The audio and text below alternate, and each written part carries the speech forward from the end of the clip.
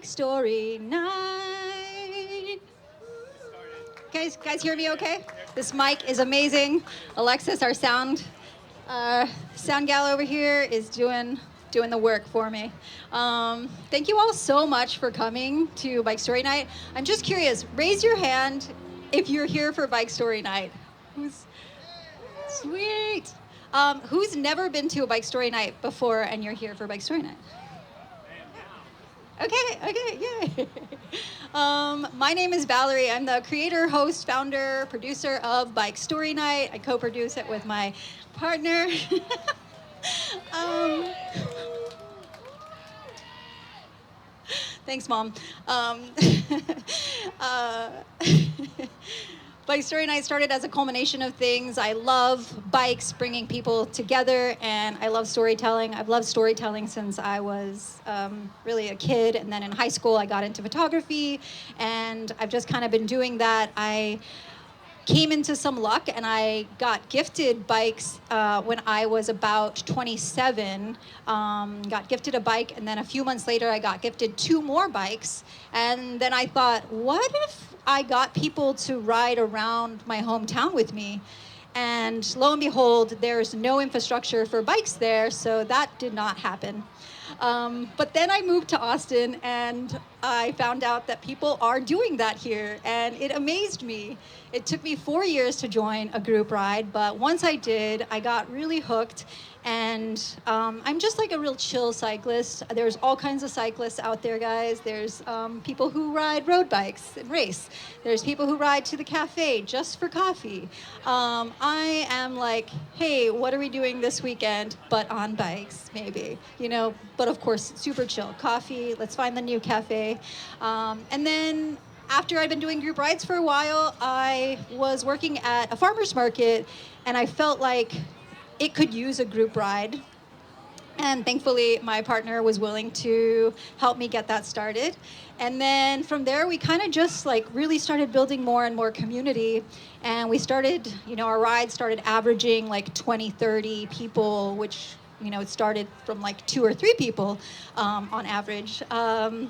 And then the pandemic happened, and after doing that and being, an events marketing person for work, I had a chance to slow down during the pandemic and realize, what do I want to do going forward? And I realized I want to host my own event. I've been hosting events for people and nonprofits and things like that, and I realized I want to host my own event. And so I did this thing. At the time, I didn't know it was called, but it's called Ikigai. I don't know if you guys have heard of Ikigai, but definitely check it out. So a year later, when everyone was getting vaccinated and I'd pieced lots of parts of this event together, I realized, I really want to do this. And a friend of mine gave me validation. She said, this sounds great, you should do it. And then a bike shop gave me extra validation and said, you're welcome to host here. And then I hosted one, and people came. And it was so much fun, and it gave me so much fuel, and it keeps continuing to give me so much fuel in my soul, in my heart. And I realized, this truly is something that I want to keep doing. And so since 2021, we've hosted, with this event, 22 events. We usually, yes, it's quite a feat. We hosted our first Dallas event this year in the spring. We've hosted 2 San Antonio events, and I really want to go back. I've been trying to go to Houston, but it kind of rains a lot there. So every time the calendar doesn't work out, but it's going to happen soon. We also host an annual camp out. We're hosting that next month. So check it out. You can stay connected with us on all the socials. We also have a YouTube. We are recording this event, so if you missed something, don't worry. You can always go back to our YouTube and check it out there. But that is my spiel for the gist. Feel free to reach out with any questions. I love chatting with new people. I love continuing to grow the Bike Story Night community. If you haven't had a chance, there's a Bike Goals poster back here, maybe during intermission. Check that out. But I'm so stoked that all of you all came tonight. We have an extra special guest tonight. We are featuring a bike org. We haven't done that in a little while, so I'm excited that Eli Oldham kind of got connected with me through Bat City Biking, and he asked me and I said, for sure, absolutely. And so I'm really, really excited. If you haven't heard about Hill Country Ride for AIDS yet, you're going to get a pretty good idea tonight with Eli, and then we have a follow-up story with that after Eli. But let's give it up for Hill Country Ride for AIDS. I wrote this down because I was going to forget. The largest fundraiser for 9 local nonprofits in Austin, which is outstanding. So please help me in giving a big warm applause for Eli Oldham, the director of Hill Country Ride for AIDS.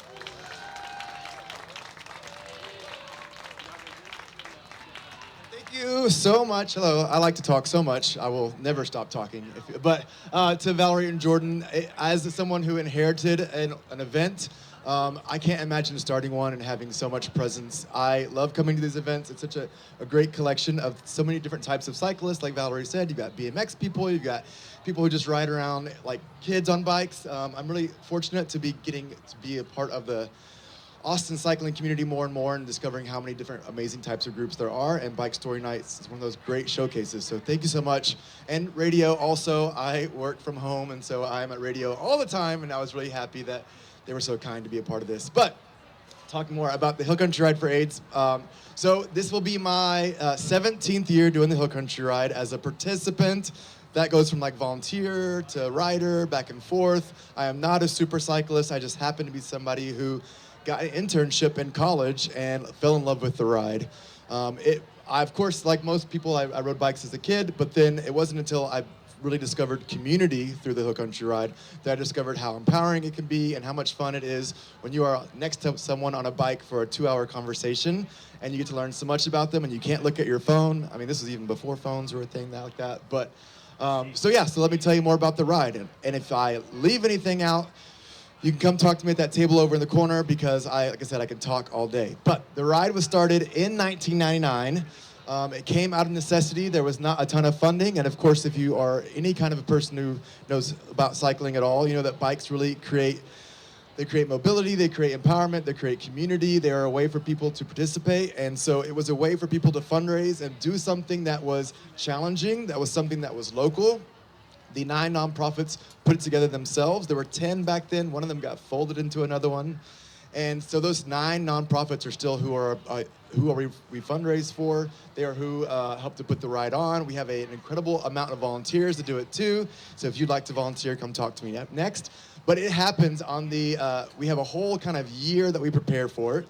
It happens on the second to last weekend of April. This year's ride coming up will be April 18th, which I know sounds really far away, but it's actually less than 6 months away. And it is time to start planning. So this ride was put together for folks who are not super cyclists. We have about 25% of our people, like Dodge, are super cyclists, and they're more of leaders in our group to help to facilitate. About 50% are people who pull out their bike once a year to train with us and do the ride, and they put it back in the storage or ride around. And about 25%, I meant to say 50 just then, so that my math added up. About 25% are people who have probably not ridden a bike in like 15 years and are really getting back into it. So we do a lot of things, programming to get people ready for it. We start really kicking it off on December 1st, which is World AIDS Day. That is going to be when we reveal our theme. Every year we have a theme that we kind of help to plan around and make the ride have a lot more energy and enthusiasm. January 23rd is the kickoff for ride season. We have 12 training rides to help you get ready for the ride. They kind of start off a little shorter. They get longer and longer. They are no drop. They start off in town. We end up going out into the hill country. We've got car support. It's a lot of fun, and we have a ton of craft nights and happy hours and all these things to create community between now and then. But that's just the kind of logistics. Let's talk about the ride itself. I know everybody always says, that things are better experienced than explained, and that's definitely true for the ride. But like I said, it was done for people who are not really sure about cycling and what they're going to be like. So it is like the longest pride parade you've ever been on, but spread out and self-led. So we do 4 different ride options. You can do 12, 27, 45 or 75 miles. We start out at Krause Springs, which is a lovely campground out in Spicewood, Texas. We camp out the night before, we camp out the night afterwards. It's 2 very different energies. One of them's go to bed at 9, and one of them's go to bed at 9 also because we're tired, but in a much different way. And those pit stops are just tiny little explosions of flavor. This year, our past year, our theme was ease on down the road. We always like a pun. So it was like Wizard of Oz themed, well timed. We had all these pit stops. One of them was like Galinda's bedroom. One of them was just witches. One of them was lions and tigers and bears. The whole idea is to get people off their bike, to talk to each other a little bit, to have some Gatorade, to drink some pickle juice, to eat a peanut butter jelly sandwich, and enjoy the day, because we fundraise for the ride, and the ride is actually kind of the gift back. We have one volunteer for every 2 riders. We have about 200 volunteers that end up doing it. They're the ones who do the craft nights, who put the costumes together. They're the ones who make it special and kooky and queer and all of those things to make it like something that somebody wants to be a part of. And so the whole idea is to encourage people to just celebrate the hard work they're doing. We have riders who've been doing this ride for all 27 years, coming up on 27 years the ride's been happening. People who are riding in memory of folks, people who didn't think they'd be there, so they're actually just celebrating the fact that they get to do the ride and be there next to their friends. And the 9 nonprofits we raise money for are spread throughout. Some of them are doing the pit stops. I'm gonna list them off to you right now. This is one of the things I trained to do. But they are all local nonprofits. The money stays here in town. It all works towards HIV and AIDS care, which is a wide gambit of things. That can be testing, that can be prevention, that can be education, that can be helping people get medication, that can be helping people get to hospital appointments, that can be people who are experiencing homelessness, helping to make sure that they are also being taken care of. We have mobile clinics, and so those groups that we raise money for are Algo, Ashwell, the CARE program, Community AIDS and Resources Education CARE program, Community Action of Central Texas. We also have Friends of David Powell Clinic, Out Youth, Project Transitions, Vivant Health, and Texas Health Actions / The Kind Clinic. So they do all these different things throughout Austin. We are so happy to be a part of them and to be fundraising for them. The programming that we do is the cycling part. We don't do the testing, we don't do those things. We trust them to get that done, and they do such a good job. A lot of our nonprofits have been around. One of them is about to have their 40th anniversary. They've been doing this work for a long time, and our goal is just to help to relieve a little bit of that financial burden so they can spend more time helping to save lives. Some of the things that the money goes towards, there's actually 2 places that were hospice care, which luckily now that is something that is less necessary. And so they're now places to help people transition out of homelessness. There are 101 units that have been put together from the contributions to this ride, and they help people for 3 years to get out of homelessness, back into, homelessness. Or housing is healthcare, being able to take your medication on time, things like that. Also prevention. And it's just a good time. We call ourselves the community of kindness. We now have what we call a cycling club, which really is just us and going and doing other people's cycling clubs in the off season. It's called Drama on the Road because it's based upon one of our favorite riders who's been doing the ride for 26 years, who whenever he sees something in the road, he goes, "Drama on the road," and that's why we call it Drama on the Road. If you like a sticker, I have those for you. His name is Dale. If you come do the ride or volunteer for us, we would love to see you be a part of it. I know there's a lot of different types of bike folks here, so I'm gonna talk a little bit about how you might could help us. Of course, you could ride. We'd love to have you do that. It is a fundraising ride. The fundraising is pretty easy to do. It's a minimum $250, but most of our riders raise about $1,000 because people love you and they want to support you, right? We give you plenty of opportunity to show that you're doing the work and put it on social media, send out emails. We also love our volunteers. If you were ever described as a theater person, then you would probably be the kind of person who would like to put on a costume and hand out water and make peanut butter and jelly sandwiches. We also have people who show up at 5 in the morning to do parking. That's just something I want to say because we need those people. We also would love to have mobile bike mechanics. If you know folks who want to volunteer, as much as we can do and get volunteers to do, the more money we get to give to the nonprofits. And so it is April 18th. Our kickoff, our giant celebration, kind of beginning of ride season, is going to be January 23rd at the Austin Central Library, the one downtown that's nice and fancy. It's going to be, well, I can't tell you what the theme is because that'll give you the theme of the year. You have to wait for December 1st on that one. But it's going to be a good time. And then the next weekend, we kick off our joyrides. We have one called the Cocoa Social. It's the first one. We drink hot chocolate at it because it's normally kind of cold. And then we go from there. It'll be at, that one will be at the Brutorium / I can't think, Spokesman Coffee over at, yeah, so I know cyclists know that place. But yeah, like I said, I could talk all day about the Hill Country Ride for AIDS. We have so many amazing people. We call ourselves the community of kindness. It's a nice mix of people. Cycling can be a little intimidating. We are not. I promise we are not. We have wigs, we have glitter. Everything is the opposite of it. Yeah, so come talk to us. And next I'm gonna introduce you to, I think I've been talking forever. Do you have a question? The best way to get more information about the Hill Country Ride is you can go to, so Hill Country Ride, thank you, that was definitely something I should have said.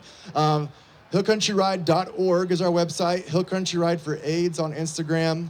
I've got little things that'll take you straight to those sites over here, over at the table. If you just type that in, you type in Hill Country Ride, you'll probably find it on Google as well. And I will be popping up at all kinds of events. I just got nominated, or got to be part of the Cycling Advisory Committee for Central Austin. So if you are a part of that at all, you'll see me there. But yes, hillcountryride.org, you'll see all that, and you'll see my face talking all over the place. April 18th is Ride Day. January 23rd is when we're kicking it off. December 1st is when we announce the theme. We're going to have a couple parties to do that too. And next up, we are so fortunate to have some people who, we always say the ride is very sticky. So we have people who, just like I did, I started the ride, I fell in love with the people. I'm really fortunate to have a friend who came to be a part of the ride, and now he's one of our board members. He is the head of a team that raised $94,000 a couple years ago. He is a bundle of energy in the kindest way possible. I would say he does more work than he should. He never seems to stop, and he's wearing a very cute cycling kit too. His team is called Dolly's Divas. We have a lot of wonderful teams that are part of the ride. His name is Carson Farrell. He's gonna come up and tell you a story about the ride, and thank you so much for your time, and let me just jabber, jabber, jabber. Bye, y'all. Okay, I'm gonna attempt to take this off because I cannot just stand here. Okay. Okay, perfect. Can you guys hear me okay? Okay, really quick, I have housekeeping stuff to do really quick. Drink specials. Let's see here, hold on. Oh, Athletic Brewing, Athletic West Coast IPA, $5. Texas Special Lager, $4. And Central Citrus Spur Light Beer, $4. Haha, I got them all. Okay, so really quick, also there's a couple tables that open up here if anybody wants to join up here. Okay, you guys ready for a story? Okay, cool. Okay, so out of this group, how many of you guys have been biking since were little kids? A lot of you. I biked until about middle school, and then that stopped. So didn't pick that up because I was about, 50 pounds heavier about 6 or 7 years ago. And so come pandemic times, I actually was starting to go into the gym, get back into a regular routine. Of course, everything closed around that time as well. But when it did open back up, I ended up going into a gym called Crunch Fitness up in Round Rock, where the little peppy man that was just up here also manages that gym and also is a very good cycling instructor. So I started with cycling in a indoor cycling studio versus an outdoor bike. Very different, but it's kind of where that itch kind of started to get scratched. And so I started there, ended up joining the Hill Country Ride for AIDS on its virtual year. Literally, it was Eli, myself, and Beth, I think, on a team. I don't even know if I hit the fundraising minimum that year, but I have made it since. So, but it really opened my eyes to like what is out there as far as community. This was just an indoor cycling class that everyone filled in. It was a campy. As you can see, I'm literally in crazy colors. This is, by the way, Dolly's Divas jersey from last year. It's Wizard of Oz themed. So there's Dolly as Elphaba and Glinda. Very cool. We're very campy. We're very over the top. And so literally because of that ride, we actually turned into a team the following year. But there was this lovely little trick. You kind of need a bike to ride the Hill Country Ride for AIDS. So I bought one. Facebook Marketplace, I think $450. I was like, Eli, is this a good bike? Okay, I'm gonna order it. Got the bike, put it together. My very first time riding the bike was a joyride for the Hill Country Ride for AIDS. So to tell you guys about the joyrides here, they're very fun. They're just around the town. They make you fall in love with the city of Austin more than you already love it. But what's cool is the sense of community. He mentioned the community of kindness multiple times. I will kind of mention someone that's not here, but he already mentioned him as well. Is his name is Dale. He made such an impression on me just because he's literally known as the caboose of every joyride. So he will always make sure that you are not left behind. He will repair a tire. He's the fastest man to repair a bike I've ever seen. But he will always be the life of the party. He will also have a token pose, which is on the sticker, so you guys will have to check that out, and is known for drama on the road. But that man had made such an impression that it made me want to come back for more joyrides. And that led into literally my favorite joyride, which is the beneficiary tour. That year it was just a single day. I think it was maybe 5 stops. We couldn't hit them all because it was a single day. It was a little chilly, but what was cool with that tour is that you get to actually go around downtown Austin. I get to feel out going around downtown Austin and actually feel safe because you're with a whole community. But also you get to see where all the funds that we're raising goes, which is really cool. Um, like for example, like I didn't even understand or fully comprehend what Vivint Health does or what Ashwell does. But what really hit home was whenever we went to Out Youth, we actually got to tour the Out Youth house, which I don't know if you guys have seen the Out Youth house, but unfortunately it has to be rebuilt now because it had some issues last year. So that's where these funds go directly into work. So it was very cool to see that actually the community is coming together to build that back up. But because of that ride, also, this is also a side segue of the story. Oh, yeah, there's the signature pose. That's the lovely team of Dolly's Divas, but that's the pose of Dale. Um, and we do that at every joyride, so something to look forward to. But also, another thing with the joyrides that I just absolutely have to share, I actually had my life saved by Brian on this joyride because Brian's also a former board member. I didn't, again, I told you I started riding a bike just for Hill Country Ride for AIDS. So literally on that ride, my brake was turned perpendicular. So if I had pulled my brake and stopped on my left hand, my bike would have flipped over. And so he literally stopped, he fixed it, and acted like nothing was wrong. I was like, okay, all right, I can trust these people with my life. So it's a great cause. So, but that's kind of my whole spiel of what the Hill Country Ride for AIDS kind of does for me. It's one of my favorite rides, but because of that ride, because of Eli, because of the community of kindness, I've been able to find a love for the city that I didn't know I had. I've found practically majority of my friend pool. I see some people at yoga on a regular basis. I get to feel community, and also I get to feel good about myself. So that's all I have to share. Oh, camping. Literally also one of the funnest and coolest things is camping at Krause Springs. If you guys get a chance to do the ride, I can't recommend enough to do both nights, but at least do one night because it's covered by your registration. But it's cool because you can just sit and chill by the springs. It's a natural, or it's a man-made spring, but the Krause family is still the owners of the spring. They're the sweetest people. So I can't talk up enough about that. So, cool. That's all I got. Who's next? I don't know who's next. And intermission.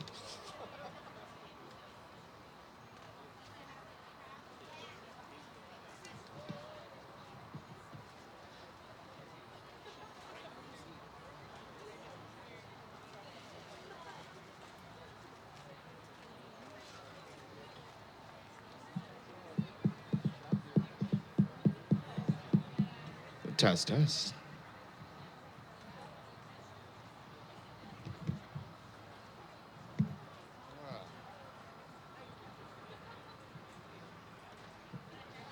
Evening, people. How y'all doing? Fuck yeah. Let's wait. Come on. Let's do it again. Woo.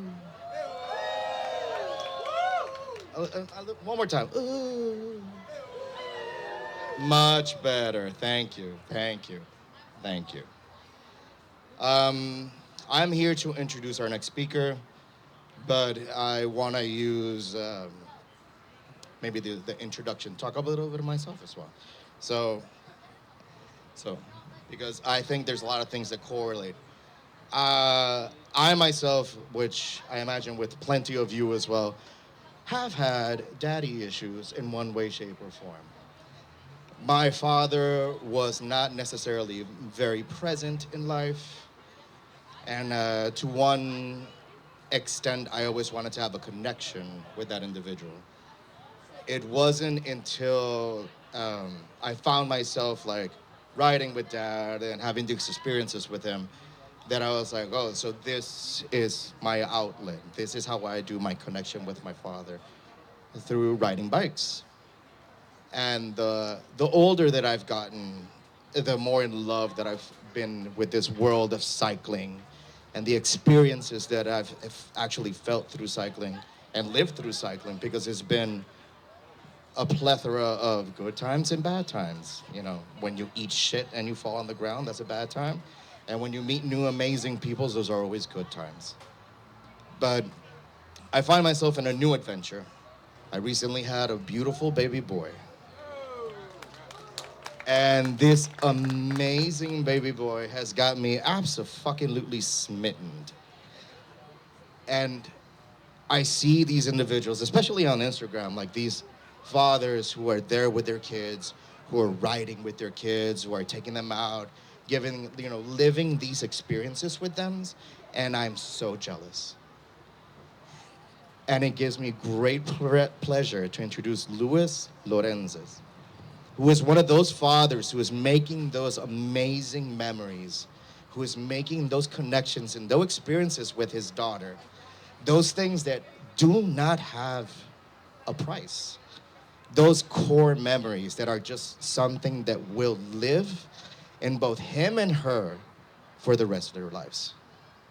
So can we please give a round of applause to Louis?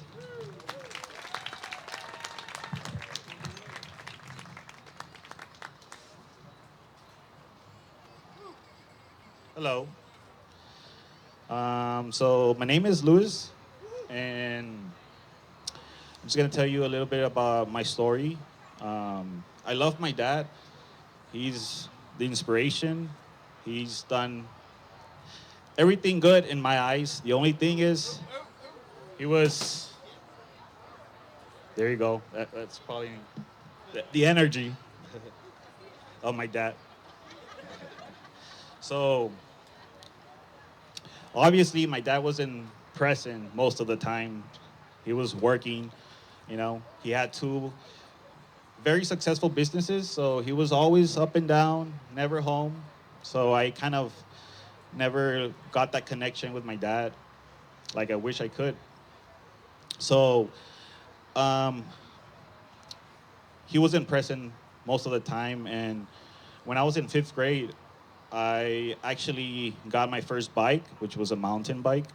Um, I was always outdoors. I wasn't really very good at school, so my free minded was always after school. Once I got my bike, to explore my neighborhood, that's when I found myself. That's when I found peace. That's when I found literally uh, a self-speaking mind and kind of navigate through my neighborhood and kind of found that freedom that I was looking for as a young kid. So after that, I decided to continue bike riding until I went up to high school.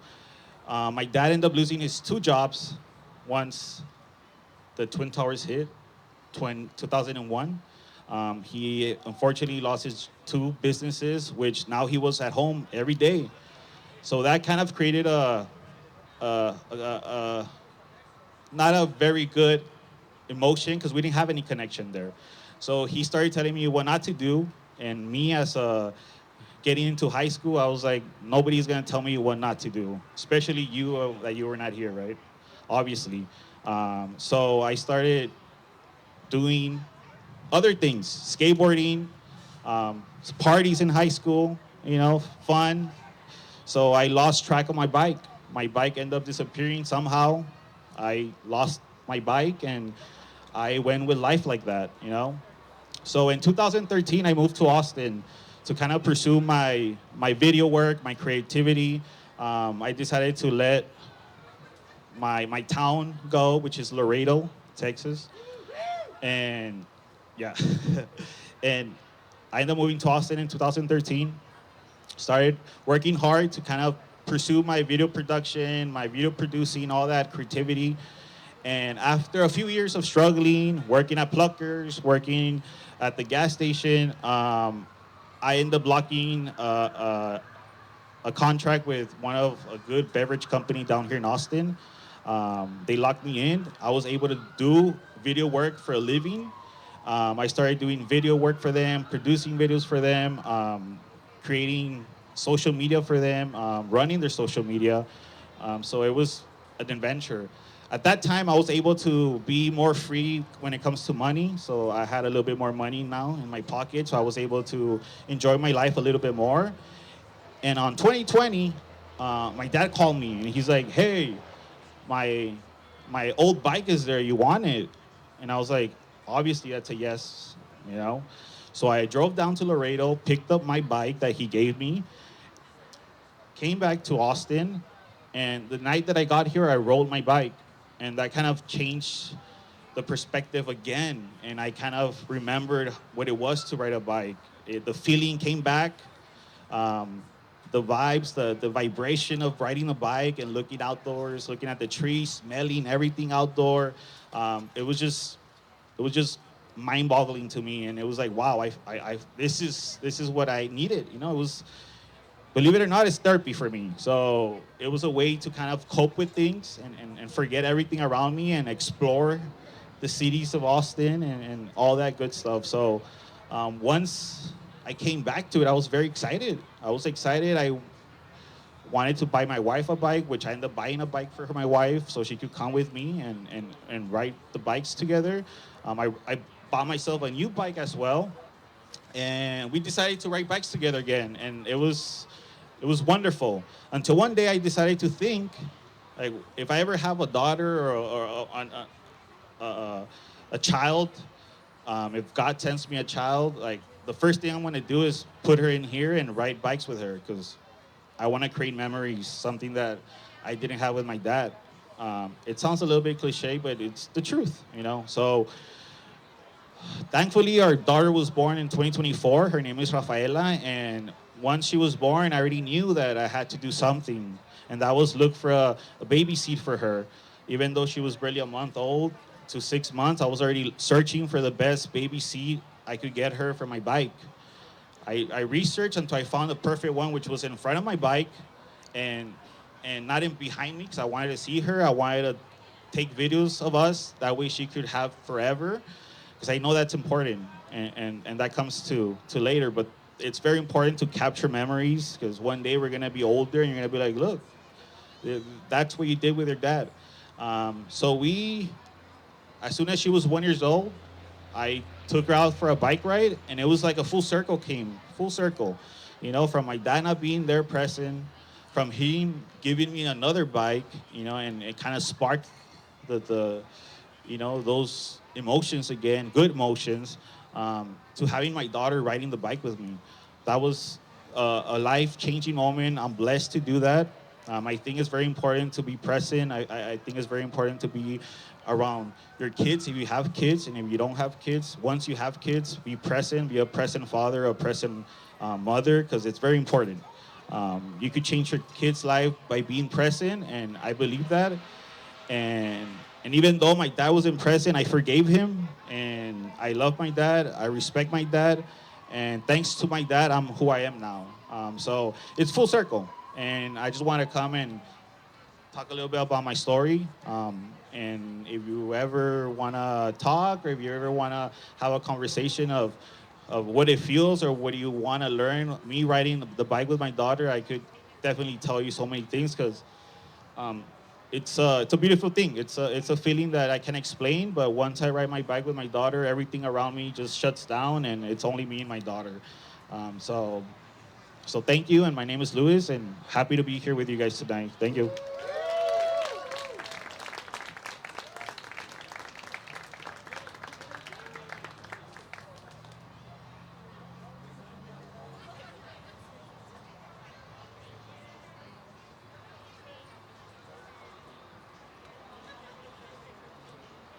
Hi, my name is Chris. You guys might remember me from the door earlier, and later on when I come up for my community plug.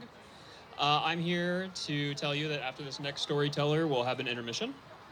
Um, and we'll also do a raffle prize before and after intermission.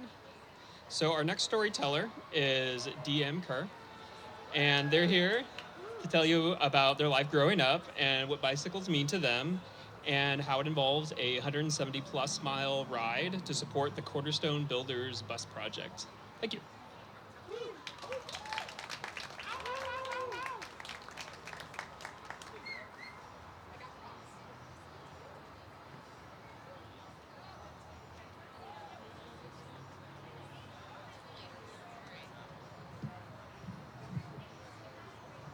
Hey everyone, how's everyone doing?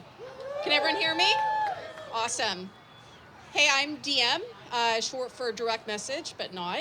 And as you probably saw earlier today on my Instagram post, the sneak peek, so thanks Valerie for that. I am a spoon collector. More about that later, I'm not talking about that tonight. I eat way too much cheese, and when time allows, I go on bike touring. I bit the bug about 5 years ago, was really unprepared, decided to just wake up one day and go. I was living in DC at the time and going from the Great Allegheny Passage, so from Pittsburgh, Pennsylvania, down to Cumberland, Maryland, 150 miles. That's another story for another day. So this story is another bike touring trip I did just 2 weeks ago, 2 or 3 weeks ago. It is called NOLA to Angola, and that is from New Orleans to Angola State Prison. 170 miles, 3 days, no showers. Forgot about that detail. I found that out on the first day when I got there. I was in for a rude awakening. And as you may or may not know, Louisiana has the highest incarceration rate per capita. It's about 1,100 per 100,000 residents. The largest per capita in the country. And it's to raise awareness and funds for the Cornerstone Builders bus project. And it was started by Minister Leo. I'm blanking on his last name, but he was a formerly incarcerated individual, and he organizes buses from New Orleans and Shreveport all the way to Angola Prison and other correctional centers in the state. It's to raise awareness and funds. It's to bring the families together who may not be seeing their loved ones every day. To bring that dialogue and hopefully minimize estrangement. And this really resonated with me because while I personally don't have any family members incarcerated, when I was 17 years old, so about almost 17 years ago now, my younger brother, my only sibling, when I was 17, my parents came in on New Year's Eve at 5 a.m. to my bedroom. I still remember it to this day. They said, here's your shoes. Let's go. Let's get out of the house and let's go to the car. And so I go down and I see an unusual car in the garage and I go, what's this? And they said, just keep on going. Keep on going to the car. And I said, what's going on? My brother was sent to a wilderness program for about 2 years. He got in some trouble. And a lot of kids go there in lieu of juvie or other institutions. And unfortunately, just because of visits were few and far between and just for other reasons, we have been estranged, unfortunately, for the last 17 years. He's gotten in some other trouble after that, after he was out of the program. But at that point, we were just pretty much going our separate ways. And, if I could visit him some more during that time and whatnot, maybe our bond would be stronger than what it is today. So day one of the trip, I got there. It was an 8-hour drive. As we all know, in Texas, you're in Texas, baby. It's hard to get out of the state. So drove 8 hours to New Orleans, just made it to the potluck, the mandatory potluck, and dumped off all my camping gear. And then that next day, we were hitting the road. It was 76 miles on the first day. And most of our trip that day, and by the way, fun fact, Louisiana's flat, at least New Orleans, because it's below sea level. So that was nice. And I felt a little over-prepared.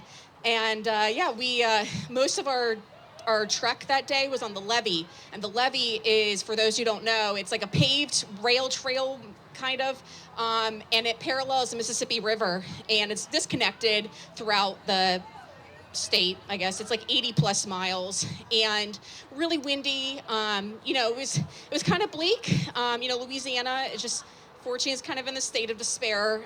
Some sledge, like power plants. There was old dwellings of former dwellings of made by driftwood. And halfway through my chain, and while I was soaking this all in, and my chain fell off of my bike and had to pull over and knelt down on the grass, and I got eaten by fire ants. A lot of them, to the point where the medic was like, maybe you shouldn't be on this ride anymore. But I was like, no, I drove 8 hours for this, and this really means a lot to me. And I fundraised the hell out of this. I am doing this ride. And so I still have, I'm gonna call it zits on my legs. That's what it looks like now, but it was like pretty inflamed.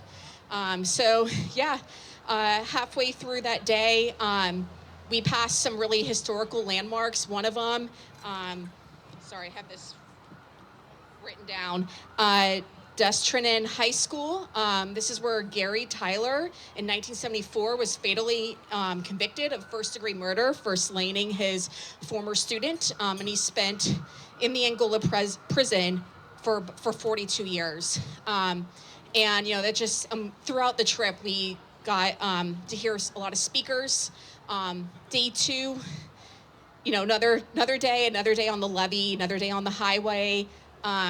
And during the lunch break, we were introduced to some formerly incarcerated individuals, and one of them actually was on the ride throughout the 3-day, and he spoke, and it really resonated with me. He was in Angola for quite some time, and he said, they have no problem locking us in, and then they also have no problem locking us out once you're in the quote unquote real world. It's really hard to get jobs and other ways to move forward. And it really inspired him that he is now a reentry specialist for former prisoners to get back in their on with their lives and successfully. And I just remember the 3 days, he was just so in awe of what we were doing. He was like, this inspired me so much that I'm gonna do this next year. I'm gonna buy that bike and participate.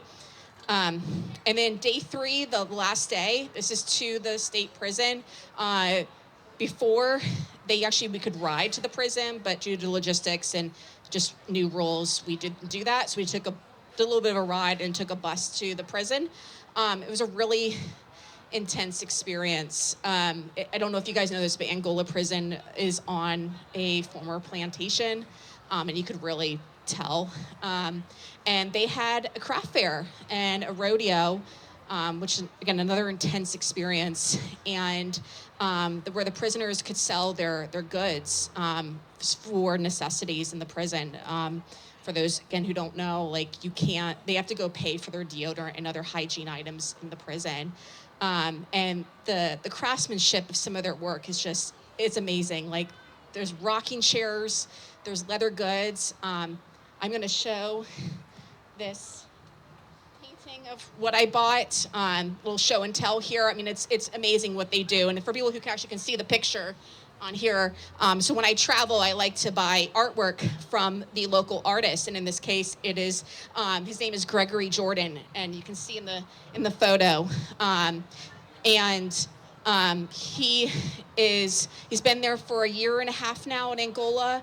And he's trying to turn it around.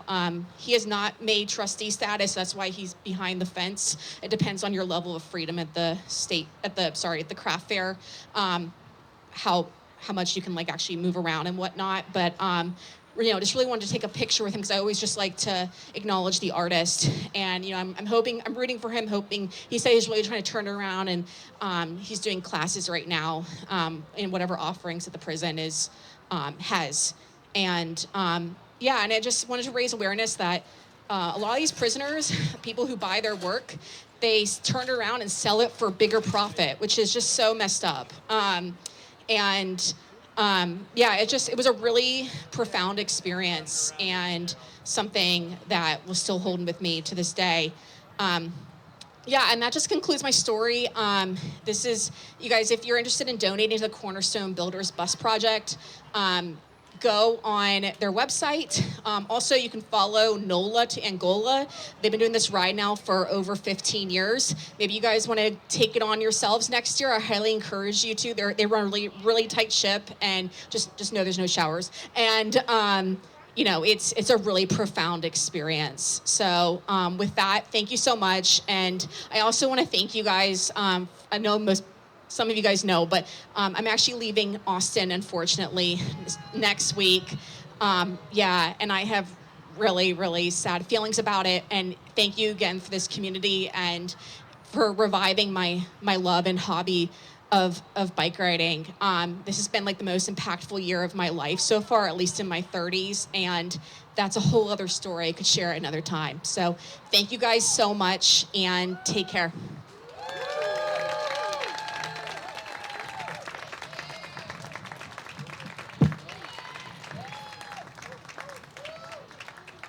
Keep it going, keep it going. Thank you so much, Dork DM.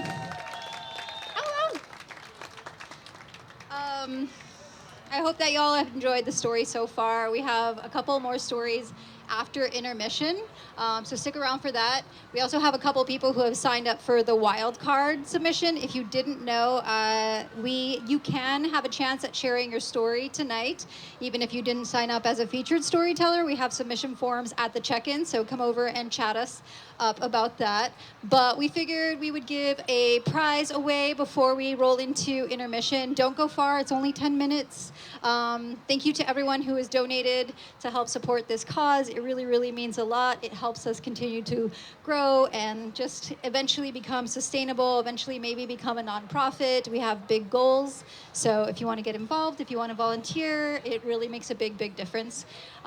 So let's go ahead. I'll have Chris, or maybe I'll pull it out. Or it's tight. You got it? Not a good idea. I got it. I think I got it. Ooh. All right. All right, pull out your tickets. Check your tickets. 564682. Yeah? Yeah? Oh my gosh, Bob, come on up. We've got some bells for you. We've got some amazing prizes thanks to our sponsors. Appreciate them.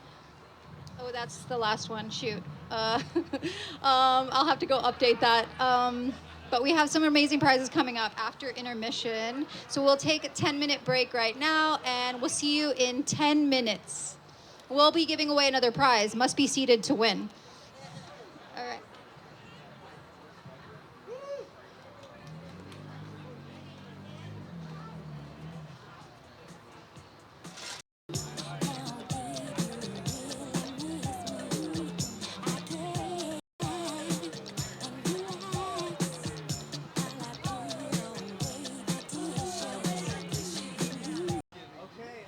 I am so lucky to have Germaui here from Central Texas Cyclery helping me out give away our next prize, which is for a 30% off any parts, accessories to his brand new bike shop. It's been about a year? A year? A year, December 7th. A year, December 7th. Central Texas Cyclery. Tell me the address. The address is 5214 Burleson Road, Suite 108, right by the post office over there, and by Meanwhile Brewery, Austin Brewery, Radio Coffee, all the way over there. CTC, look it up. Thank you. Central Texas Cyclery. Thank you, thank you. All right, so drum roll. 564685. Aw. 564685. Oh my gosh, James! You are so lucky! Yay! Yay! Let's go there together. This bike shop's amazing. Let's all go there soon. Thank you, James. Thanks for your support. Thank you, Gurmawi. All right. We're coming back from intermission. We've got 2 featured storytellers, and then hopefully some wild cards who have signed up and are still here and didn't escape away. Are you out here? Are you still here, wildcard storytellers? Okay, we have one. Anyone else thinking about sharing a wildcard story? Okay. And also after that, we have community plugs, which is 30 seconds to share anything you want to shout out, hype up on the mic. So be sure to stick around for that. There's a couple of tables over here. If there's folks who want to squeeze over, Javi and your table, feel free. All right, I'll let the next introducer take it away so that you guys can get to hear more bike stories.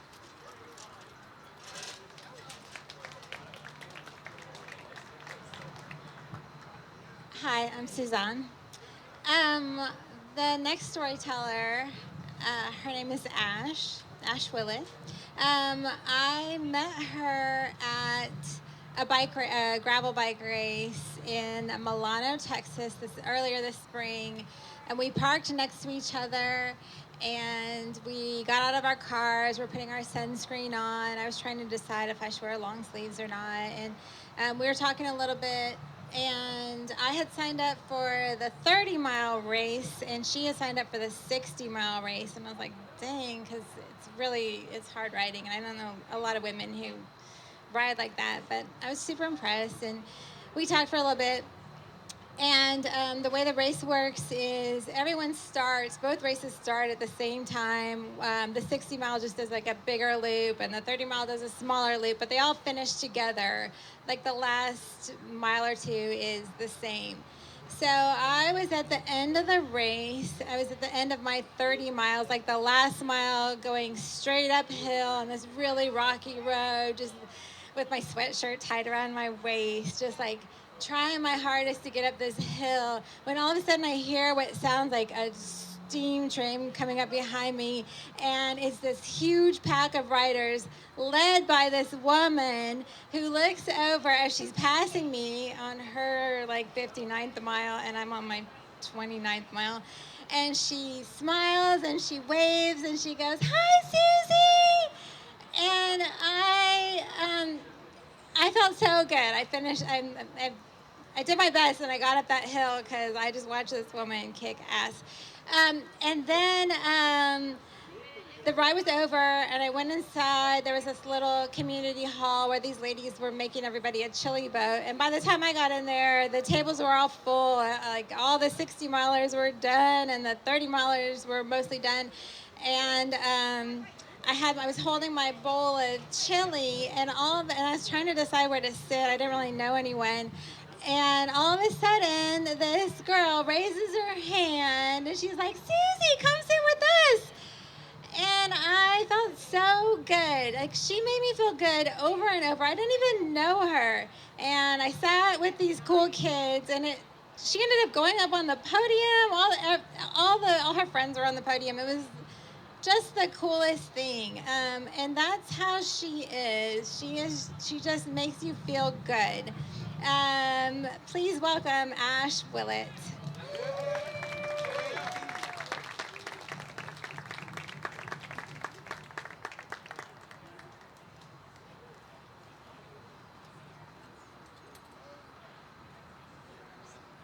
Thank you, Susie. Hi, everybody. I'm Ash. This is my first night ever coming to Bike Story Night, so thank you for having me. And tonight, I am going to tell you about my entire cycling journey in about 6.5 minutes. So, let's start at the beginning. I grew up in the Midwest. I am from a small town, Elkhart, Indiana. I had a bicycle as a kid, but really just used it as a way to get to and from friends' houses when my parents wouldn't drive me. In middle school and in high school, I played some sports. I golfed. I dabbled in volleyball and basketball. I swam. I ran track. And I was okay at all of them. Passable, but not great. Was always looking for my thing, but couldn't find it. Then towards the end of high school, beginning of college, I had a lot of really traumatic events happen to me all at once, and trigger warning. But I lost my grandmother, who I was very close with. One of my best friends ended his own life, and I was sexually assaulted in college and subsequently dropped out. This was the beginning of a very dark chapter in my life that continued for too many years. In 2010, I moved to Austin, Texas. I sold everything I owned to move here. I sold my car to buy a plane ticket, and I arrived with just a duffel bag and just took a gamble. I slept on a friend's couch and just hoped for the best. It turned out to be a good gamble. It paid off. I found roots here. I had 2 beautiful children, 2 girls, Alaire and Rosie, and started to kind of get my grounding. Then, when I was 30 years old, my youngest was about a year old, I went in for a routine skin check and found out I had stage 2 melanoma, skin cancer, which is a very scary word to hear when you're 30 years old. But I was lucky. I didn't need chemo or radiation, just 3 excisions and over 20 biopsies.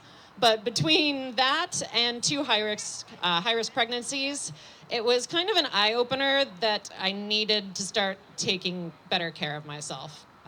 During that dark chapter that I described, I wasn't taking care of myself. My mental health was slipping. I started gaining a lot of weight fast. I was drinking way too much, and I just lost myself. So that cancer diagnosis was a wake-up call. So I decided I was going to start taking better care of myself. Then the pandemic happened, and we were all stuck inside. At the time, I was a stay-at-home mom. Both of my kids were in preschool, and preschools were one of the first things to shut down. So, as a way to fight cabin fever, I went to Target and got a shitty bike and a shitty bike trailer and started towing my kids around.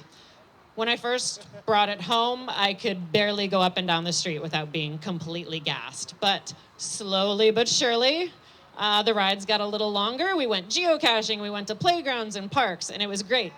But then the rides got so long that the kids weren't having fun anymore. They were bored. So I decided to start branching off on my own and doing my own little rides. So I started by just doing laps around my neighborhood. I had a nice little 3-mile loop, and I would go around it and around it and around it for an hour, 5 days a week. I looked forward to it. When you're a mom, you can really lose your identity in your children, and riding this 1-hour day became my me time, my meditative space. And it helped me find this new part of me that was outside of my children. So I looked forward to it and I loved it. So I was doing about an hour, 5 days a week. After a year of doing that, I lost 120 pounds. It fell off what felt like effortlessly. Yet that post there made it to the front page of Reddit. But as someone who fought with my weight for a very long time and was a serial dieter, I just never thought that I would find a way to lose weight and do it in a way that I enjoyed. I always expected losing weight to be miserable. And I found this wonderful outlet that made me so happy and was making me healthier at the same time. So, as a way to sustain that, I became a certified fitness instructor and yoga teacher, started my own LLC, teach my own classes, still do it, love it. I'm very passionate about what I do. And then to commemorate losing 120 pounds, I registered for my first sprint triathlon. I didn't know anything about triathlons. I hadn't done a race since I did a swim meet in high school. So I was very intimidated, but I threw myself at it. I ended up, it was the Spa Girl Tri, if anyone's ever done that. It's very fun. But I ended up placing first in my age group. And that feeling of crossing the finish line is a high I continue to chase today. I became addicted. I walked away from that race loving the bike part, hating the running and the swimming part. So I decided to try more bike races. And I started registering for gravel races. And, oh, thank God I went that way, not this way. But I started just throwing myself at races, and I got better and better, and I started finishing really well and placing, and just fell in love with it. And then I discovered cyclocross, which I love even more than gravel racing. And eventually, I registered for Rule of 3, big national race out in Bentonville, Arkansas. And my first year, I got 7th place, top 10, and I was completely blown away. Because of where I started, I built myself into an athlete. Later, I was nominated to be a Specialized Ambassador, and I was picked up by a team to start racing. And that kind of brings me here to today. I went from a complete novice rider to a mid-level amateur competitive cyclist, but I did it all on my own. I did it completely on my own. I never changed my diet. I still eat like a trash panda. I Absolutely love cycling. It's changed my relationship with food. I love to eat now. And I'm so happy my oldest daughter also races cyclocross with me occasionally, so I get to share this passion with her. But I am so grateful to have found cycling. It gave me a complete new lease on life. I get to be the mom I always wanted to be. I now have the energy to play on the playgrounds and play tag. And I'm so grateful to have found it. So thank you so much for having me. That's all I've got. Your presence here is just another reminder of how warm the cycling community can be. I may have done that in even under 6 minutes. Anywho, thank you again. I'm Ash. Have a great night.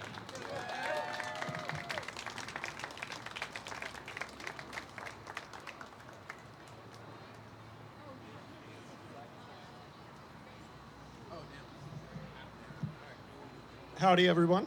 My name is Canton Nichols, and our next speaker is a friend, a coworker, a teammate, a ride buddy, someone that I've gotten to know pretty well over the past 3 years. When he's not on the bike, he is oftentimes making music, he is in the gym, and he's a recent dog dad, which has inspired a lot of change in his life, and it's been good to see. So I'm very pleased to welcome to the stage Ellis Small.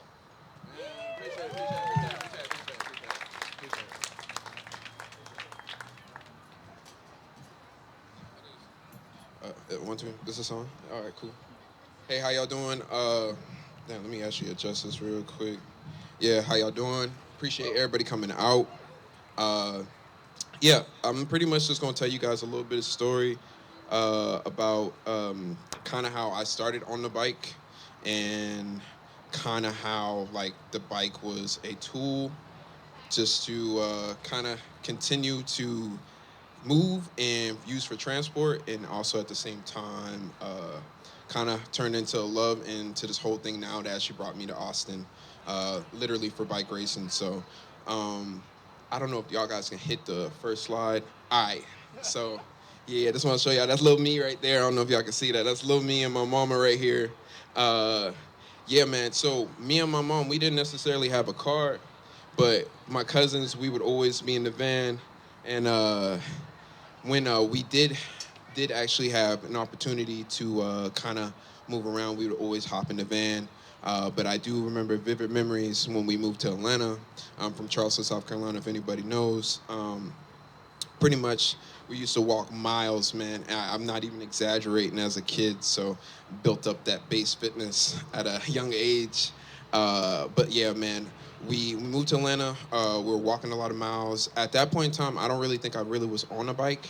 And oh, damn, they already moved to the second one. All right, so pretty much, we did that for a minute. I remember like vivid memories of me actually like holding like bags of groceries, cutting into the hands. But we moved back to Charleston, South Carolina, and we happened to move next to this greenway. And this was right next to my townhouse that we stayed in.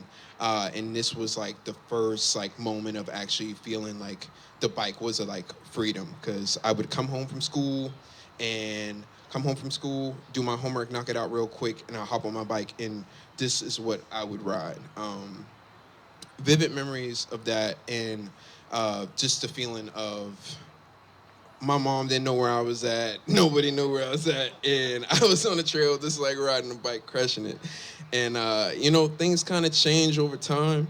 You know, us as kids, as an adults, like we kind of like have this relationship with the bike. We find it when we're in our youth, and then things kind of typically change when you start playing football, baseball, XYZ. So everything kind of turns to be like seasonal in life, you know? So from that point, I kind of still was on the bike, but it turned out to be like a summer thing. And I remember vivid memories when I was like 11 or 12. I used to be on a computer. I don't know if anybody knows anything about FL Studio, but if you had FL Studio back in the day and it, like you had to download, or it was a demo account, so pretty much you couldn't export any of your beats. So like I would spend all my days just sitting in front of the computer, making any beats that I can, and then finishing them and exporting them. But during the summers, me and my homies, we would actually ride on the trail, meet at the bridge, and I don't know, skip rocks, you know what I mean, talk stuff and really just hang out. But everybody had their bikes. This was about like 8 miles. And this is like kind of like my background of actually like riding. This is kind of really just riding just to be with friends and just being free. I don't know how I got into the racing thing. I think it's just the athletic stuff of just the getting conditioned. But yeah, that was really. I miss this place and love this place dearly. That was my first relationship with the bike. I don't know if we can hit the next slide real quick. Yeah, oh dang, I already got both. Oh, them boy did me right. Hey, shout out to the squad right here. Hey, Driveway Devo in the house. We got a couple boys over here. We got another person over here too. We can't say nothing quite yet, you know what I'm saying? But somehow it somehow graduated to racing. Years later, I played baseball and football in college, and honestly, I remember this vivid story. Me and my mom, I used to go in her room. She had a stationary bike, and pretty much I would go in there and really just give my mom hell. You know how you go in your mom room, like you just messing with her and just saying anything. But my mom was really into sports, really big into sports, and we would always have sports on. But it was the summertime. I don't think we had internet or we didn't have cable at the point in time, but we had the Tour de France on. And ironically, I think I'm like 10 or 11 or something like that. And I was on my mom's stationary bike, and I was like, "You're not riding this. I might as well hop on this real quick." And it's so funny that like my mom is the one who kind of put me on to the whole bike racing thing. Like we know about the Lance and stuff like that, but it's just so funny how you can start there and then kind of get to this place. You know what I'm saying? So I don't know if we have the next slide. Yeah, that's me. You know what I'm saying? Driveway Devo, man, one of the best teams out here in Austin, Texas. And I hope everybody knows Austin, Texas is one of the premier places in America for bike racing and bike infrastructure, one of the most safest places in the States. But I was on this great team, did all these things to get to this point, and just had a moment of where actually I don't know, I hit this level of life, work, balance, and I was at the team, I'm on the team that I should be stoked and should be able to produce. And I ran into this wall. Shout out to Canton right here. He definitely walked with me, helped me through that a couple times. Our season kind of went from like weekly on Thursdays to bi-weekly on Saturdays. And we used to train a lot. I got actually super fit, ironically, and this is the least I've raced this year. And Kent helped me push through this wall, man. And I think if you guys hit the next slide. Everybody okay? All right, everybody okay? Yeah, it was one summer day. I took a ride out south by Coda, Creedmoor, and had a roadside find and found my dog Z. I don't know if anybody can see that on this side, but yeah, a little rat terrier mix, man. It kind of changed my whole life. I'm not gonna lie to you. I hit another wall. It was a balance of trying to be able to raise a dog, work full time, train full time, and yeah, I did not have the capacity. And just sometimes life forces you into these points where you have to give a little. And yeah, she's grown now. Now she's going through her first heat. My baby girl growing up. You know what I'm saying? My baby girl growing up and wearing Pampers. I'm a real dog dad for sure, through and through. It's been hell, y'all. It's been a week, but we're getting there, you know. And honestly, she showed me I kind of have to give myself grace, have to give myself a little balance and understand that, like, you know, life is consistent. It's the best way to kind of prepare yourself mentally, physically. You got to keep working with things. I mean, cycling has also showed me that as well, that if you stay on the bike, you know what I mean, great things happen. So just be a craftsman with anything that you do. And she's a smart girl. I'm excited to see what our future looks like. You know what I mean? Hopefully I can get her in the sport as well, and we can be a sporting household. You know what I'm saying? But in the midst of me actually hitting that wall, had a hamstring injury that, like, as soon as I was trying to get back to racing, that kind of happened. And So a little bit of financial struggles, but we bounced back. I had to really just stay in the house for a little minute and get right. And in that process, uh, yeah, I had this album that I've been working on for about like 3 years, and I never had the time to actually do it. Yeah, this is the album cover right here. I don't know if you guys see it. Don't worry. We got to have the QR code and everything like that, so y'all can get down Spotify, Apple Music. You know what I'm saying? All streaming platforms, and yeah, it gave me the opportunity to pretty much just be able to work and actually give that dedication to one thing. And I never really had that time because, like Kent said, I'm in the gym, I'm balancing bikes, I'm working full time, got a dog, dating, you know what I'm saying, whatever that is. And so pretty much it just gave me time to really actually nail it and actually put it all together. And it's been a beautiful process of just showing me of like believing in myself and just staying down and staying true to the process. So, yeah, it's kind of crazy that music has always been around in my life, and ironically, bikes have too.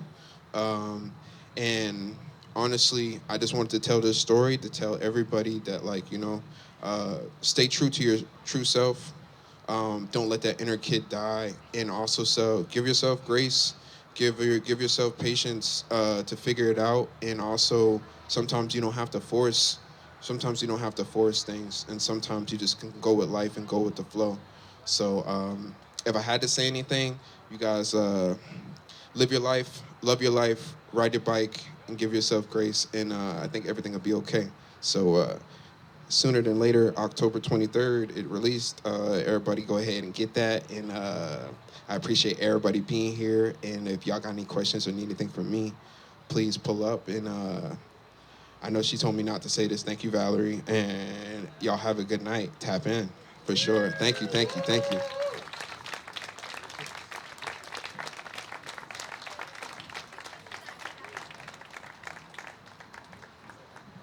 All right, now I'm going to make you stay up here with me. All right.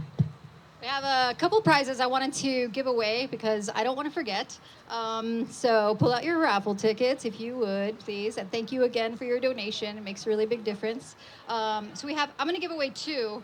We have a gift card to Radio Coffee, this wonderful establishment who is having us here tonight. Give it up for Radio.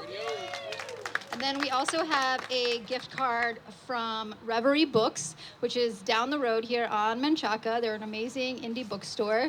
They gave us a $25 gift card as well. And since Bike a Lot is right next door to them, they gave us 2 bells, and we're just going to combo the second bell with the Reverie gift card. Sorry, Alice is taking the bell. Never mind. Sorry. Okay. Do you want to pull the? It's a little. You have to like What I got? tip it so it's not hard for you to bring it out. Shake. All right, let's do the radio card first. Pull out your tickets, radio. I said the number 5, 6, 4, 6, 8, 7. Who that? Where we at? I yeah, come on down, yeah. You got that. Yeah. We do another one? I'm gonna keep the ticket. It's memorabilia. All right, so check this out. Let's see who we got. We got 5, 6, 4, 6, 7, 8. Who that? Y'all got this? Y'all want me to call it again? Hey. What do you get? The Reverie gift card and the bell. He about to be educated and heard. Let's do it. Hell yeah. We got another one? Yeah, we got another one, y'all. We have some water bottle cages thanks to the Peddler Bike Shop, and we threw in a really cool bike little like reflective light for your ankle and a cool shiner light koozie. Okay. This is the koozie and the light's not from Peddler, FYI, but they gave us some bottle cages. We have more to give away after community plugs, so stick around. But shout out to the Peddler. They have been so supportive and helpful with Bike Story Night recently. Shout out to the Peddler, y'all.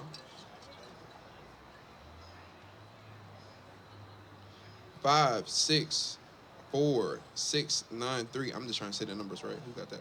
Yeah, who got that? Yo, where you at? Don't be shy. Y'all want me to say it again? You I don't know if that's You- swag enough for you, though. You know what I'm saying? You might be able to, you might make that work. You might be able to make that work. That's it for now. We have more prizes coming up. I believe we still have some Bike Story Night merch and some more bottle cages. But up next, we're going to do our wild cards. I think we've only got one for tonight, which is fine. That gives us more time for community plugs and mix and mingle time after the event. So we have a newcomer, I believe, Rachel Roblin. Rachel Roblin. She's going to share a bike story. Bike was stolen. Bike was recovered. Not to spoil it for y'all. She has a prop. Where's she at? Love it when you have a prop. FYI, you can sign up at. Come on up. Come on up. You can sign up to be a featured storyteller at our next event. So stay connected with us. But I'll let Rachel take it away. Feel free to mess with the mic. Like 3 minutes? Yep. Okay. Thank you. Thank you so much, everybody. Hi, I'm Rachel. Okay, so dearly beloved, we are gathered here today to honor the memory of my bike, or what it formerly was. This here is the fork of my bike. So I used to ride it like this. Okay. I don't know whose handlebars these are, but it came with my bike, so here we go. So this happened a few weeks ago on October 1st at 5:45 p.m. I know exactly where I was. I was at my favorite convenience store that I went to a few times a week to get a Gatorade or a soda, and I was friends with the convenience store owners and the workers. We always chatted. But the curse of getting around by bike only, which is what I do, I don't have a car, is that sometimes one gets a little bit comfortable and lazy with locking up their bike when they need to run an errand. Okay, so it was the first weekend of ACL. I don't know if that was related, but things are different in the city at the time. You know, things are buzzing. Okay, so I go to my convenience store after work. I'm on the way to a friend's house, but I just wanted to grab a drink real quick. So I roll up on my bike and lean it against the wall and open the door, because the door is about 1 foot from the wall and the window, and I go in and get a drink. But something's off in there, because there's a customer in front of me and they're already done purchasing their item, but they are just continuing to talk. And it's making me a little nervous. And I'm like, oh my God, what are we talking about? This guy's talking about magic and his friend who's a magician. And I'm like, that's really cool, but I really want to purchase my drink and go. So the guy finally leaves, the customer. This is like 3 minutes in. Again, if there was nobody there, I would have been out on my bike. So right as the customer leaves, a UPS delivery guy walks into the store and puts boxes down right in front of me. And the cashier's like, I'm sorry, I got to sign the boxes. So I'm like, oh, it's fine. It's fine. I don't have anywhere else to be. So he signs for the boxes, and I purchase my drink, and I run out the door. And my bike is not there. And it's a moment of just tunnel vision. I'm suddenly going 100 miles per hour in space. My bike is no longer where it was. Where's my bike? I've had this bike for over 15 years. This is my first bike. It was my first purchase with my first paycheck, working at my first job at a bike shop in my hometown. And I brought this bike with me to Texas from Pennsylvania, and it was my baby. It was like my miniature pony. Like, I think we can all relate that our bikes are kind of like ponies, and they're just, lower cost maintenance. So, but you get equally attached to your bike. So my pony was missing. And the UPS driver's still outside. I grab him. I'm like, sir, please, have you seen someone with my bike? He's like, no. He could care less. He's like half awake. I'm like, okay, if you drive around, please look for my bike, any bike. Just look for it. And then I get 2 eyewitness accounts. Like, guys, I am determined. I know that time is of the essence. I know that I'm losing time. The longer this bike is gone, the farther away it is. I'm like, no one's going to stop me from getting my bike back. This was a moment of conviction that I hadn't felt in a long time. It was kind of great. It was very exhilarating because I had a mission, okay? I hop in this magician customer's car because he's like, what's going on? You know, he's clueless. I'm like, help me. He's like, get in. I get in his car. We're driving around the streets for like 20 minutes.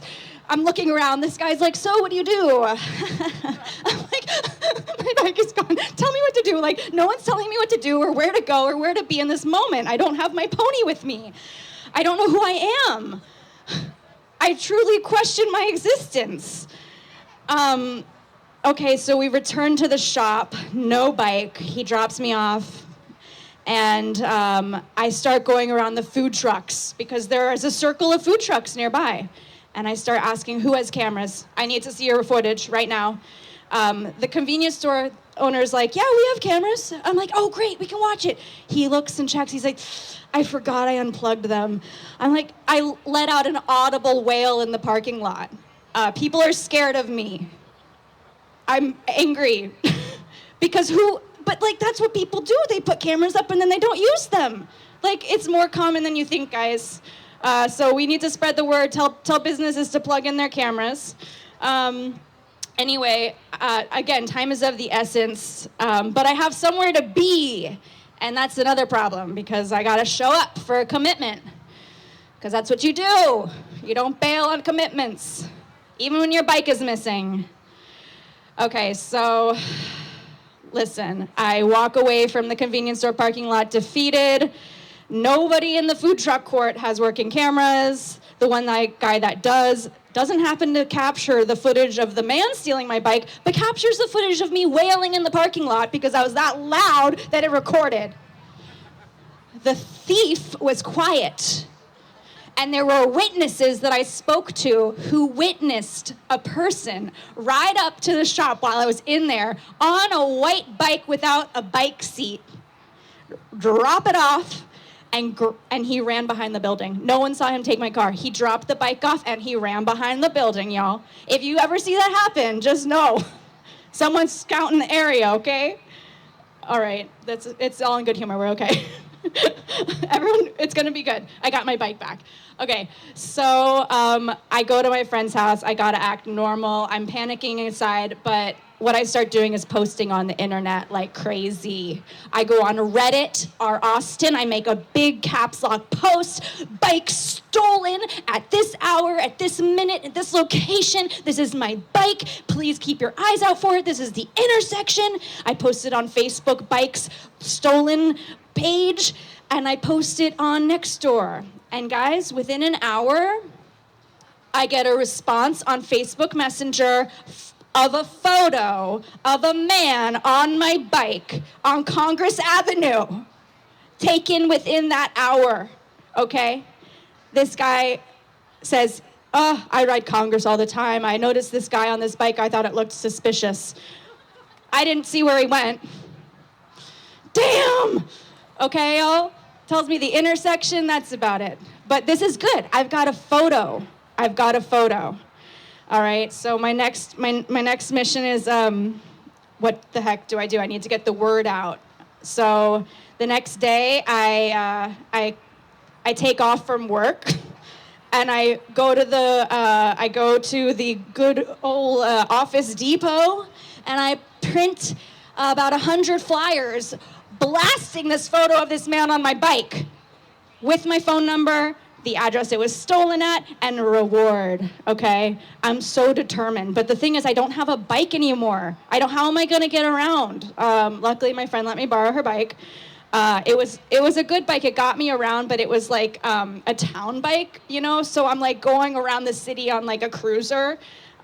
So Desperate times, man. Lots of caffeine. I posted flyers everywhere in that area. In a 2-mile block, 1-mile radius, I posted flyers. I was getting leads. I was getting phone calls and texts. I was getting next door comments. Oh, I saw him on 5th Street at the South Austin Rec Center. Posted a bunch of flyers over there. Oh, I saw him on really far down south on Congress Avenue. Get in my friend's car. Post a bunch of flyers down there. I had sleepless nights, y'all. I didn't sleep a wink. I didn't know what to do with myself. It was like a missing child. You don't know where they are. Where the frick is my bike? Oh my Lord. Okay, it doesn't end there though, guys, because I have an important trip that I have to go to. My energy is just, yeah, it made it knock down. I have to leave the country. I have a 1-week trip that I'm going to. So I did what I could, and I had to pack my bags and leave Austin without knowing where my bike was. So I get to where I'm going. I'm in a different country. I'm 7 hours ahead, and I'm getting texts at like 8 p.m. Austin time. It's 2 a.m.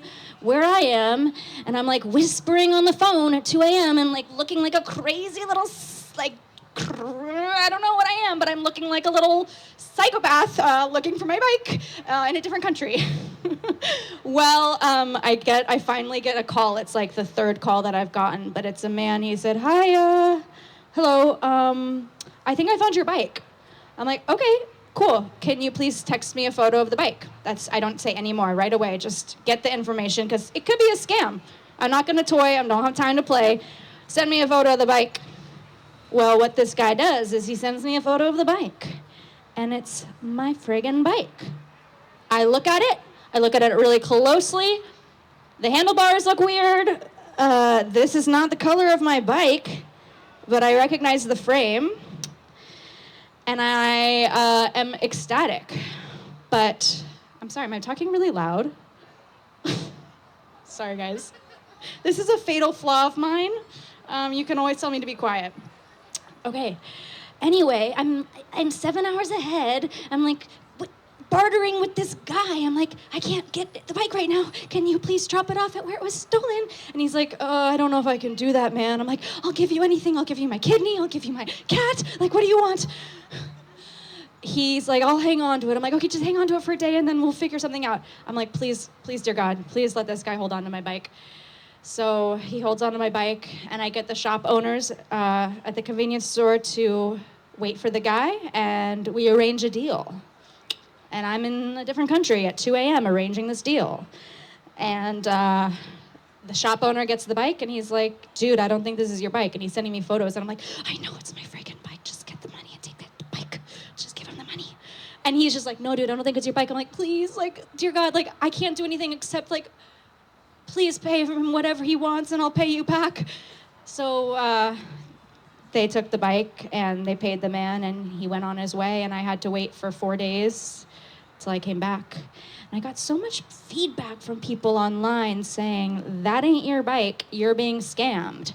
You're an idiot, you're being scammed. They didn't say that, but it kind of sounded like that. They were like, bitch, you're falling for a scam. You know, because that's what you would think. You would think that this guy's trying to convince me that I got this bike. It's not mine. I know it's my bike. I can feel it in my soul. It's my bike.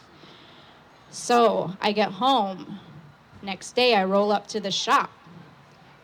That's my bike, except it's been swapped. Got the frame back. The wheels have been swapped. They took my handlebars. They took my brakes. They did other weird things to it, but I got my frame back. And the paint's peeling off pretty nicely. So I just want to let you guys know that if there's a will, there's a way. If you really fight hard enough, you'll get your bike back. That's it.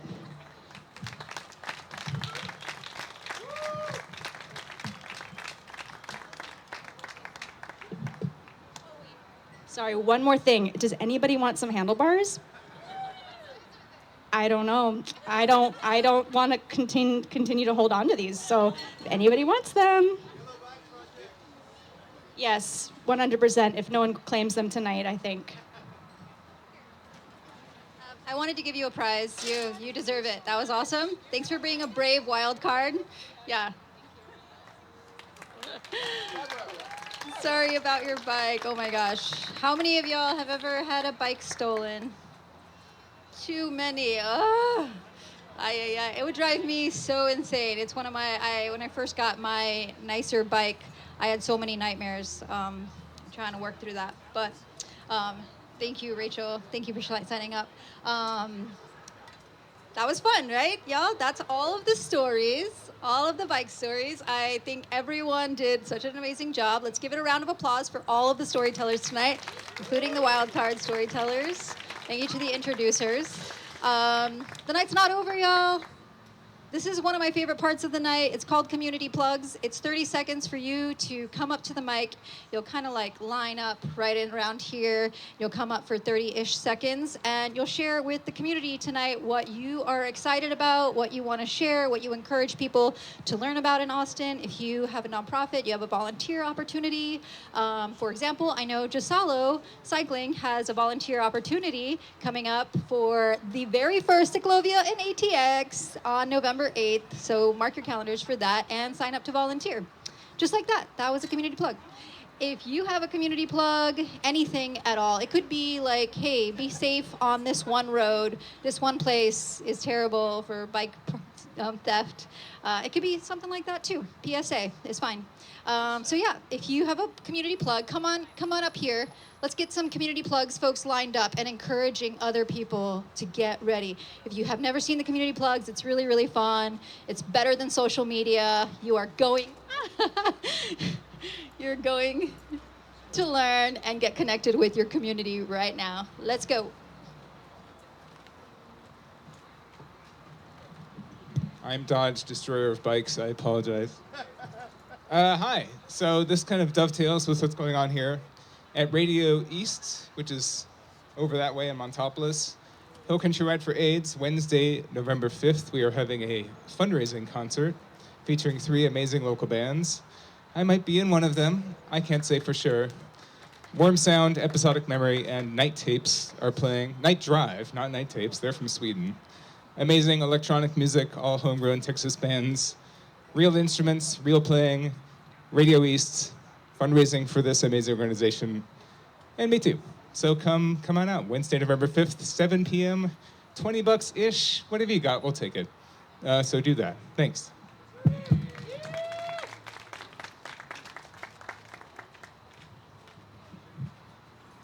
Hey y'all, my name's Drew. I'm on the City of Austin's Bicycle Advisory Council.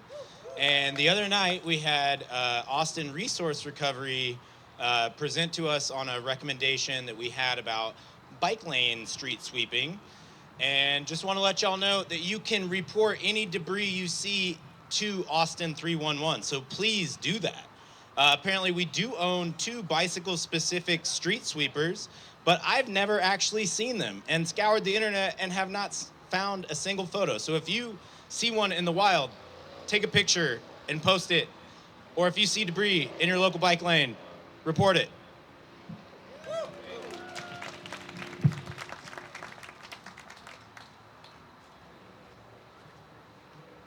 Hi, my name is Chris. It's me again. You might remember me from that absolute lack of collusion during the prize giveaway. So if you know me, you know that I can't stop talking about Austin Bicycle Meals. There were some stickers on the tables earlier. So what is Austin Bicycle Meals? It's a group that we meet at Life in the City Church on South Congress, and then we bike downtown, and we hand out food and water to anybody on the street. You don't need a bike. You just need to show up. It's every Saturday and every other Wednesday. So it's a great, lovable bunch of goofs. And if you don't feel like biking, there's other ways to kind of give back. They're looking for a meal provider right now. So if you know anybody, or if you have a restaurant that wants to do a one-off, this is a great time to kind of get some social media for that. And if you know anybody who is trying to get a distributor for their meals, let us know and come ride with us sometime. Thank you.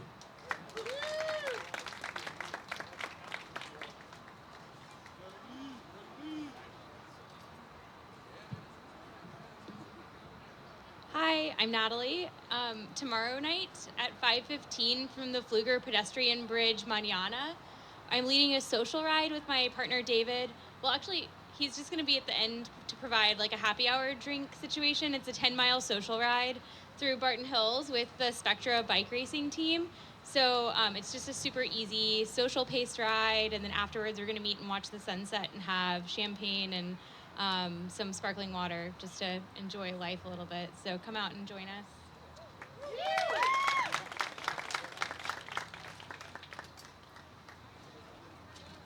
Hi, y'all. There's a group that I ride with called Bat City Biking, which is how we got connected. And they are wonderful. And on Saturday, not 2 Saturdays from now, they're having their Halloween ride, and they have a bunch of prizes. It's going to meet at the Quacks on 43rd Street at 6 o'clock, and the theme is Sexiest Bat Costume. And so they have really good prizes. It was great last year, so it's just fun things to do. All right, bye.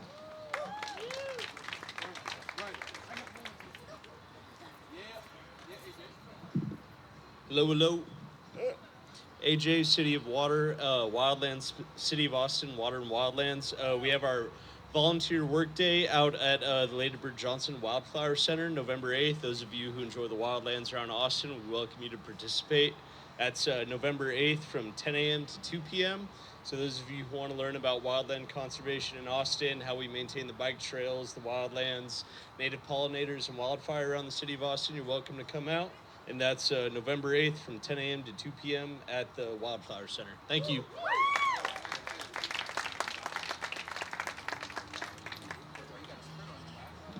Hello again. You guys, I created this event not only to relive the joys of cycling through storytelling, but as an opportunity for us to connect with each other one-on-one in real life, because it's really, really important more than ever. So I can't reiterate this enough. Thank you so much for coming. I appreciate each and every one of you.